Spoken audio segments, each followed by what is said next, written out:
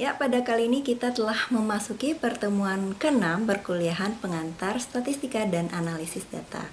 Untuk pertemuan hari ini, kita akan mempelajari mengenai hubungan antara dua peubah, baik itu yang sifatnya kategorik maupun numerik.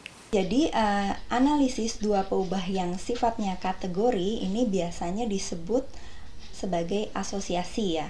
Jadi asosiasi antara dua peubah kategori ini dapat kita analisis menggunakan tabel frekuensi, lalu juga dengan menggunakan ukuran asosiasi. Nah, tabel frekuensi yang kita gunakan ini adalah tabel frekuensi dua arah yang sebenarnya bisa digunakan untuk data dengan skala pengukuran nominal ataupun ordinal ya. Setelah kita mempelajari mengenai asosiasi antara dua peubah kategorik tadi, kita juga akan mempelajari korelasi. Korelasi itu adalah hubungan linear ya antara dua peubah yang sifatnya numerik. Nah, nanti untuk korelasi peubah ini ya, kita akan mempelajari bagaimana cara membuat line chart ya. Lalu juga kita akan mempelajari apa saja ukuran korelasi yang bisa digunakan untuk mengukur keeratan hubungan antara dua peubah numerik tersebut. Oke, saya lanjutkan ya. Jadi untuk melihat hubungan antar dua peubah kategori itu bisa menggunakan tabel frekuensi dua arah atau yang biasa juga disebut sebagai cross tables atau contingency tables ya. Lalu yang kedua, untuk ukuran keeratan hubungannya, kita bisa mengukur menggunakan antara lain koefisien chi-square, tau kendal, Somers, gamma, dan sebagainya. Cross tabulasi atau tabulasi silang atau tabel kontingensi mencantumkan jumlah pengamatan untuk setiap kombinasi nilai dari dua peubah kategori ataupun ordinal. Nah, kalau terdapat R kategori untuk peubah pertama itu akan ditaruh di baris dan C kategori untuk peubah kedua yang akan disimpan di kolom. Maka tabel kontingensi tersebut akan dinamakan tabulasi silang R kali C berdasarkan ukuran baris dan kolomnya tadi ya. Ini contoh bentuk tabulasi silang ya. Oke, bisa kalian lihat kategori A ini adalah barisnya ya. Ini adalah peubah yang pertama ya. Lalu kategori B yang di atas ini adalah kolomnya. Dan ini adalah peubah yang kedua. Nah, bagian yang tertulis O11, O12 dan sebagainya yang ada di dalam tabel ya, ini menunjukkan frekuensi atau jumlah dari kombinasi antara kategori di kedua peubah tersebut. Oke, di sini saya ada contoh ya, contoh mengenai asosiasi gender dengan hand preference ya. Jadi hand preference ini maksudnya dia terbiasa menggunakan tangan yang mana, yang kanan atau yang kiri. Oke, kita lihat ya di sini ada di bagian barisnya adalah gender, female dan male, dan sedangkan di bagian kolomnya ada hand preference ya, left atau right. Di dalam ini adalah frekuensi dari kombinasi antara kedua peubah gender dan hand preference ya. Nah, di sini dikatakan sampel size-nya ada 300 ya, 120 female dan 180 males. Nah, untuk itu kita lihat bentuk bar chart-nya ya. Bar chart-nya seperti ini. Ini adalah untuk yang female dan ini adalah untuk yang male. Yang left-handed berwarna biru, sedangkan yang right-handed yang berwarna orange. Oke. Jika kita ingin tahu apakah ada asosiasi antara gender dengan hand preference, kita harus melakukan yang namanya uji hipotesis.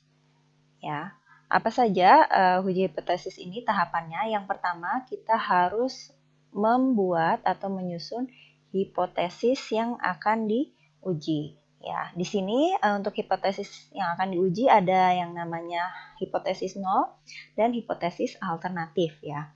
Untuk hipotesis nolnya ini tidak ada asosiasi antara hand preference dan gender atau kedua peubah tersebut saling bebas. Sedangkan untuk H1-nya atau hipotesis alternatifnya yaitu ada asosiasi antara hand preference dan gender. Berarti kedua peubah ini tidak saling bebas. Nah, di sini jika H0-nya benar, maka proporsi perempuan kidal itu harus sama dengan proporsi laki-laki yang kidal. Nah, kedua proporsi di atas ini harus sama dengan proporsi orang kidal secara keseluruhan. Oke, selanjutnya di sini kita lihat ya. Jadi, secara keseluruhan kalau kita gabung dari data ini ya, proporsi yang kidal atau left-handed ini ada 36. 36 ini didapat dari 12 ditambah 24 dibagi 300. 300 adalah keseluruhan pengamatannya. Didapat nilainya 0,12. Nah, artinya jika tidak ada asosiasi, maka peluang left-handed atau peluang yang kidal jika diketahui dia perempuan itu akan sama dengan peluang yang kidal jika dia diketahui laki-laki, yaitu sebesar 0,12. Artinya di sini kita mengharapkan 12% dari 120 female dan 12% dari 180 males adalah kidal. Oke, berarti dalam hal ini kalau kita kalikan dengan frekuensi masing-masing ya, kita mengharapkan ada sekitar 14 female yang kidal dan 21 atau 22 males yang kidal. Ya, ini untuk ilustrasi yang kedua ada tabulasi silang berukuran 4x3. 4-nya itu barisnya nih ya, ada 4, 3-nya itu adalah kolomnya, ada 3 ya. Nah, di sini isinya adalah investment choice by investor. Ya, jadi satuannya ini $1.000. Jadi masing-masing di sini dikalikan $1.000 ya. Nah, mungkin ada yang bertanya-tanya kok frekuensi atau misalnya jumlahnya kok pakai 0,5 ya. Ini karena ada satuannya $1.000, ini berarti maksudnya 46,5 dikali 1.000 jadi $465.000 ya. Untuk yang ini. Nah, selanjutnya kita lihat kita akan mengeksplorasi tabel di atas apakah ada asosiasi antara jenis investasi dengan investor. Tahapan yang perlu kita lakukan sama dengan di slide 9 ya. Pertama kita hitung dulu peluang total, misalkan kita mau investor A dulu ya sebagai referensinya. Nah, di sini didapatkan dengan cara 110 dibagi dengan 324, dapatkan peluangnya 0,34. Lalu di tahap kedua kita menghitung nilai yang kita harapkan di masing-masing kategori investasi. Ya, jadi di sini kita mengharapkan pada investor A pada kategori stok itu ada sebanyak 43,79. Sedangkan di kategori bondnya ada sebanyak 32,25. Lalu di kategori CD sebanyak 16,63 dan kategori saving ada sebanyak 17,31. Oke, jadi bagaimana? Apakah ada asosiasi antara jenis investasi dengan investornya? Apakah persentase setiap baris sudah sama dengan persentase total? Agar hasilnya lebih meyakinkan, kalian juga harus mencoba membuktikan hal ini pada investor B dan investor C. Oke, jadi nanti kalian lakukan tahapan yang sama seperti di atas untuk investor B dan investor C. Nah, nanti dari hasilnya kalian bisa simpulkan apakah memang ada asosiasi antara jenis investasi dan investor. Oke, setelah tadi kita membahas mengenai asosiasi dua peubah kategori yang sifatnya nominal ya, kali ini kita akan lanjutkan ke asosiasi dua peubah yang berskala ordinal.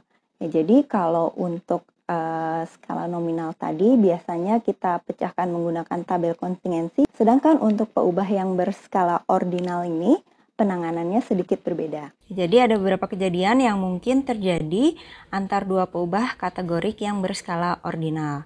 Di sini nanti kedua peubah kategorik yang dianalisis memiliki urutan kejadian yang sama akan disebut sebagai kejadian konkordan. Nah, sedangkan kedua peubah kategorik yang dianalisis memiliki urutan kejadian yang berbeda akan disebut sebagai kejadian diskordan.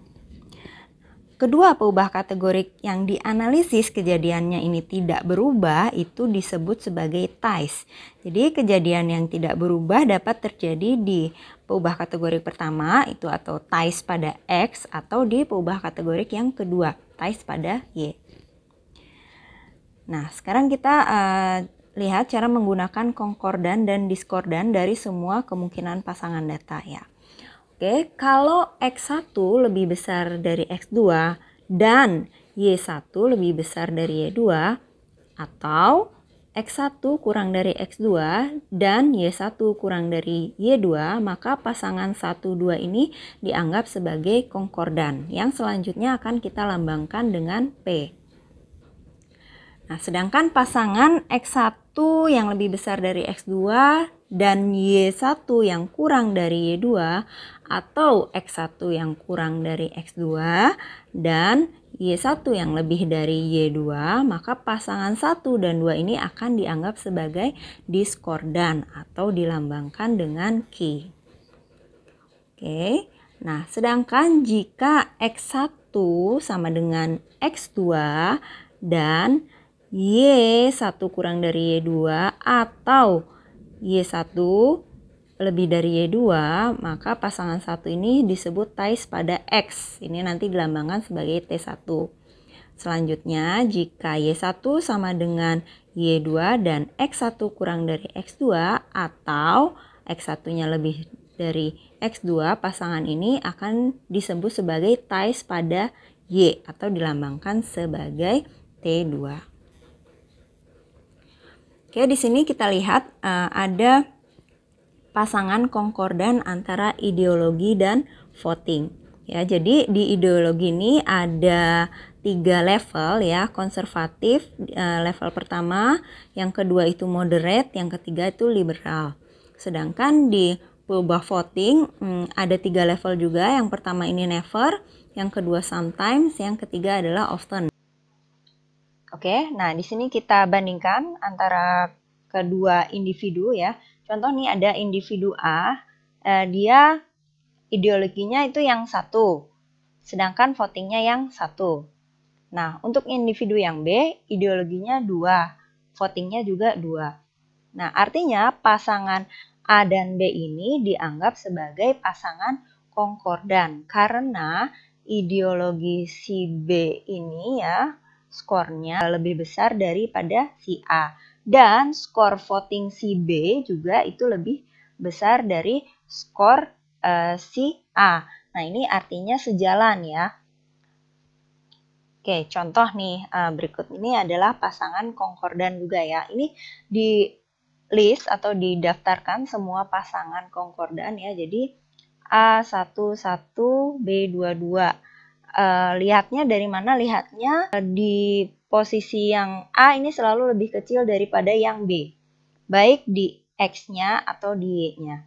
Sekarang kita lihat yang kedua. Yang kedua, A yang pertama kan 1 ya, B yang pertama ini 2. Posisi di B ini lebih besar daripada di A. Begitu juga yang di bagian Y-nya, A-nya 1, B-nya ini 3. Sekarang yang ketiga, A-nya itu di X dan di Y-nya itu 1 ya. Sedangkan B-nya di X dan Y ini 3 dan 2. Ini selalu lebih besar di B daripada di A. Begitu juga untuk yang kedua ini. Kalau diperhatikan, skor di B ini selalu lebih besar daripada yang di A.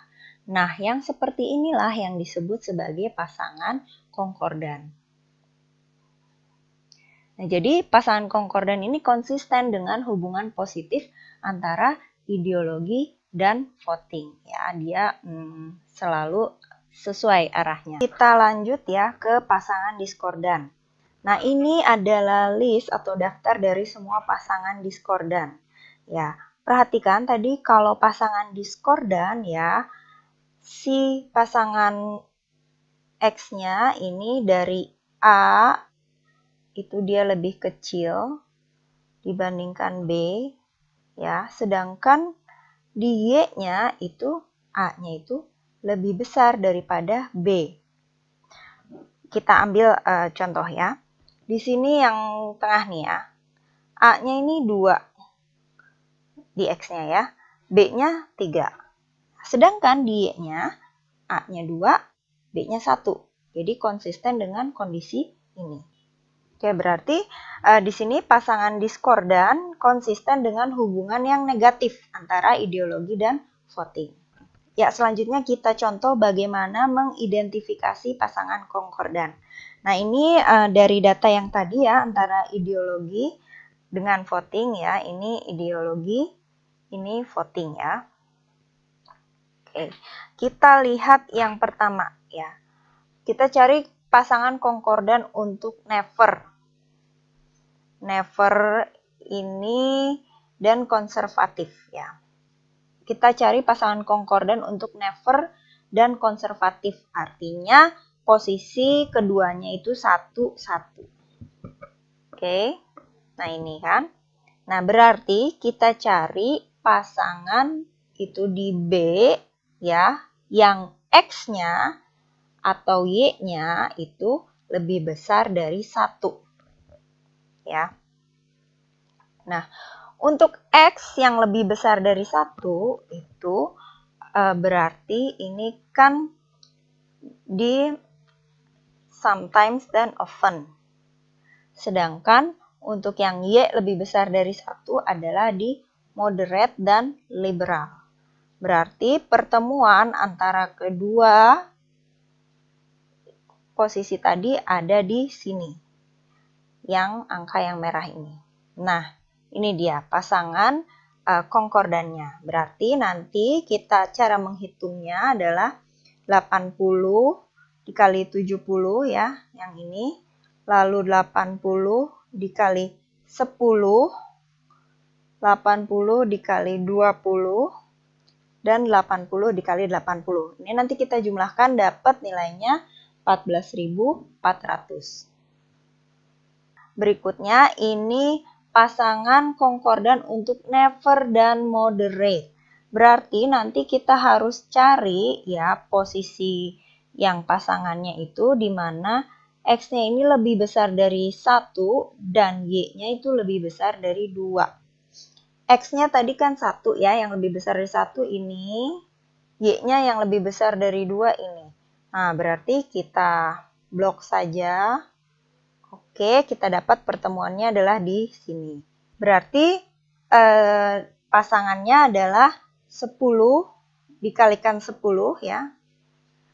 Lalu ditambah dengan 10 dikalikan 80. Dapat nilainya 900. Oke, ada satu lagi pasangan konkordan dan diskordan. Ini sometimes sama moderate 2,2 ya. Berarti nanti dia pasangannya dengan 3,3 sehingga 70 dikalikan 80 dapat 5.600. Ya, selanjutnya akan saya lanjutkan dengan mengidentifikasi pasangan diskordan ya.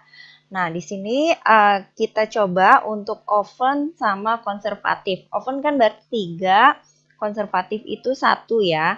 Berarti nanti di pasangannya ya, untuk X-nya itu harus kurang dari 3 dan Y-nya itu lebih dari 1. Nah, sekarang X yang kurang dari 3 adalah yang di sini. Never sama sometimes. Lalu Y yang lebih dari 1-nya ini adalah moderate dan liberal. Berarti yang ada di dalam kotak ini yang nanti kita pilih. Nah, oke.